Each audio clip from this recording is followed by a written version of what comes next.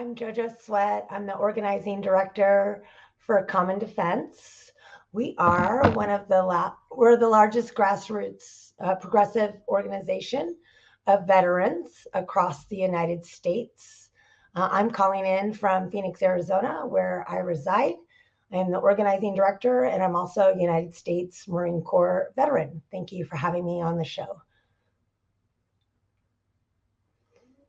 Today, I am going to be talking a little bit about what we've been seeing in the news related to the run for our next president of the United States of America, and talk about the role that veterans are playing in that field, and also talk about some of the rhetoric that we have been hearing from both sides, and have a conversation really about what it means to serve, and how that service should be honored and respected and celebrated.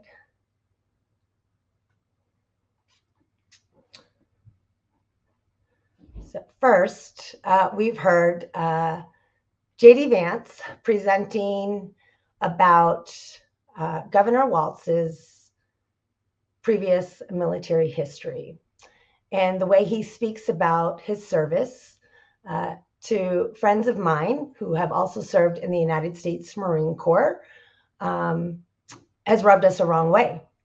No matter what side of the aisle we come from on the political spectrum, it is never okay to attack a service member's service or to even try to discount it in any way as a political angle. What we would like to see from our representatives are to talk about the issues that matter to voters, and less about attacking each other based on how they interpret their service, which frankly is up to the individual service member to highlight the stories that are part of their lives versus someone else telling the story of their lives. And what we've seen is a lot of angry, hostile rhetoric coming from one side of the camp, from Marine Corps veteran J.D. Vance. And as a Marine Corps veteran, I will say that I find that behavior quite unacceptable. Having served in the Marine Corps, which is one of the most elite branches of service, we really have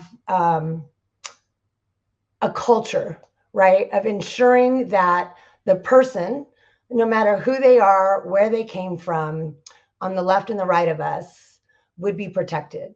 Is our brother or our sister in arms? And for J.D. Vance to personally attack someone like Governor Walz's service related to a 24-year history of service is just not kind. And it's also an angle that shows that he's not talking about the issues at hand. So I want to talk about a couple of things where we talk about service. It doesn't matter if you sign up to join the service for 2 years, 4 years, in a reserve capacity, in an active duty capacity, or if you decide to make it your career and stay in for the 20 plus years, if that's what you choose to do. Regardless of how long you served or where you served, whether it was in the United States or abroad, that service is to be respected. And the reason that service is to be respected is because less than 1% of the US population answers that call by raising their right arm or right hand and swearing an oath, right? And so that is very special to our country in that we are an all volunteer service. And that volunteerism comes with great sacrifice. And that sacrifice is not only experienced by that service member, but that sacrifice is experienced by their entire extended family, their friend units, because they leave and they have responsibilities that they have to leave behind on the home front in order to serve their country. And so no matter where our country decides to send you, especially in a time of conflict, that has no credence on how much stronger your service is than the person next to you. And so none of that really matters. And so talking about walls of service should only be in an upliftment, to be celebrated and to be valued, just as J.D. Vance's service should be uplifted and valued. And no matter what his job is or where the Marine Corps may have sent him, I would have hoped that he still practiced honor, courage, and commitment.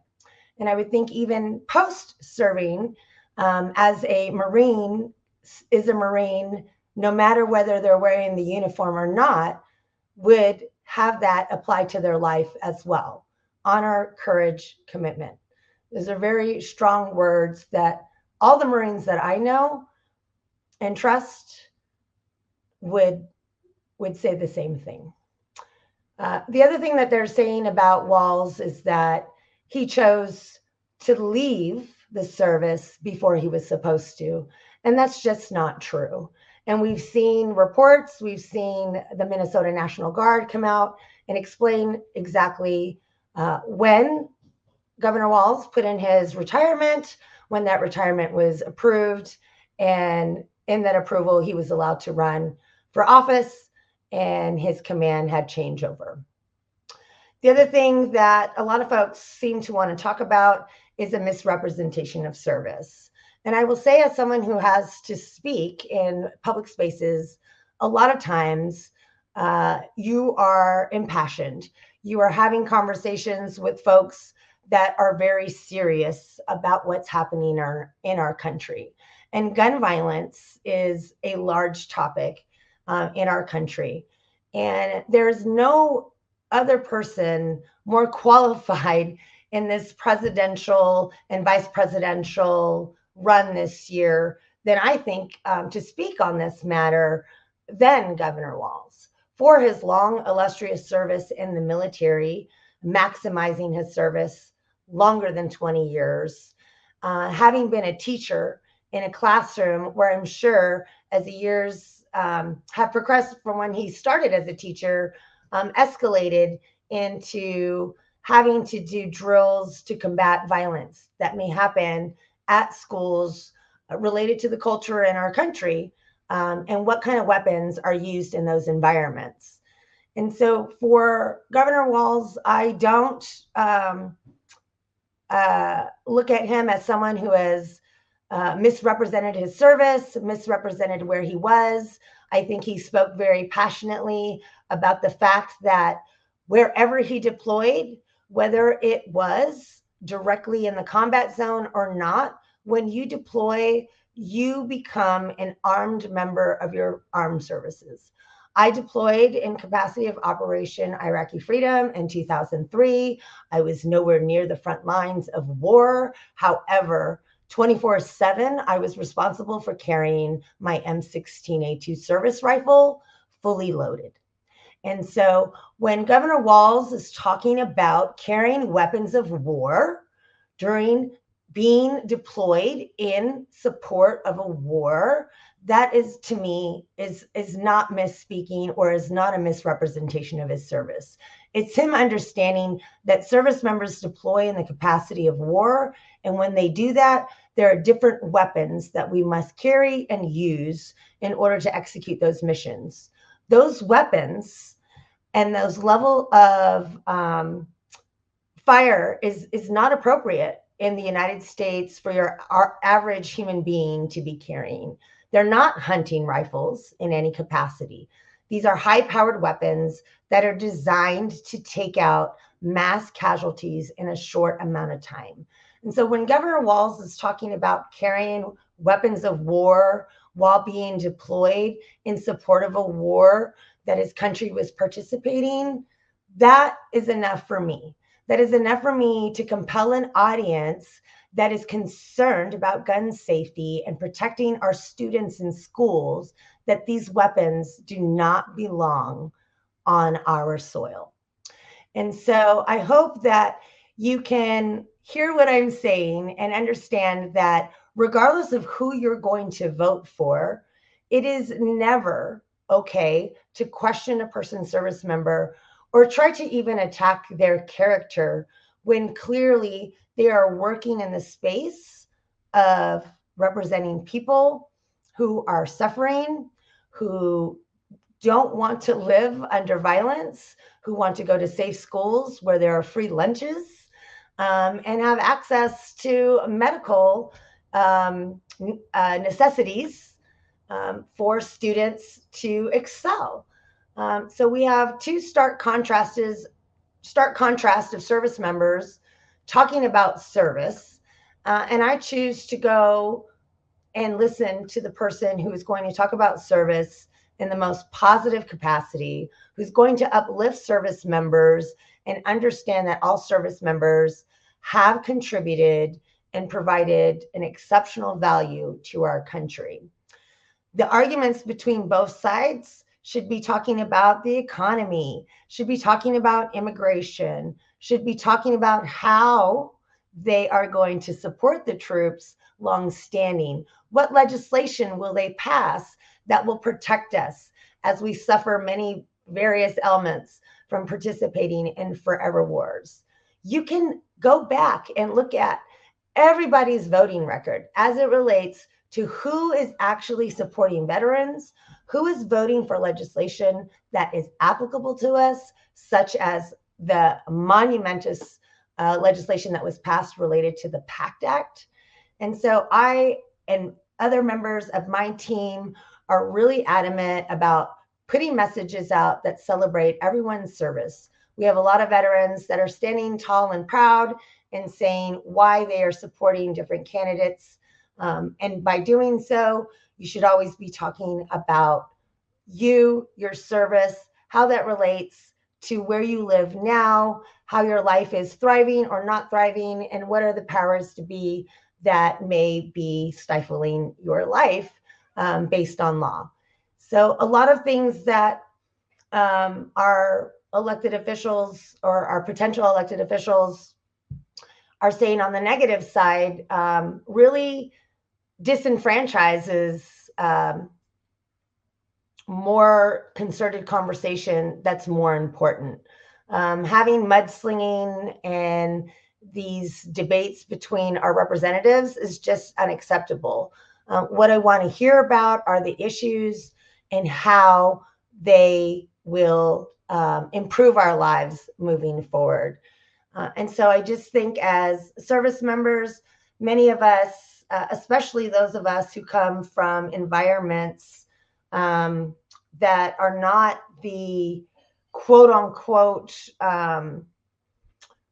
image that you see when people are talking about veterans. What I'm trying to explain is that a lot of folks prop up the military in such a way to use us in a way that benefits them. They want to say thank you for your service. They want to take pictures with veterans, and that is just surface level.